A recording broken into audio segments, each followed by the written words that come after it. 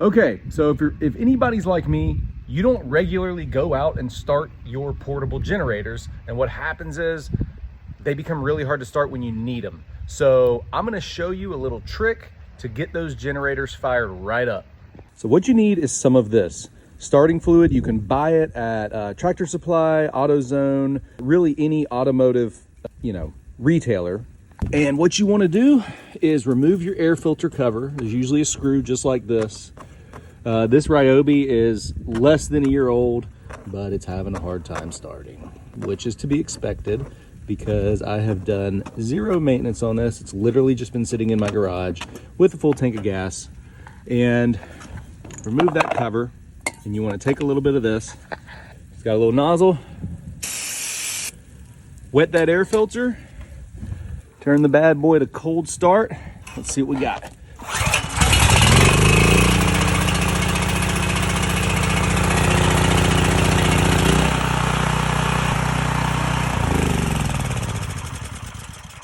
Okay, funny thing about this ryobi generator that I see a lot of people have gone out and bought, with the switch in this position or the cold start position, you can still put the cover on, but if it's all the way on run, it is not going to fit. So you might have to put it back on choke right there to be able to fit the cover. If I can just, right there, boom.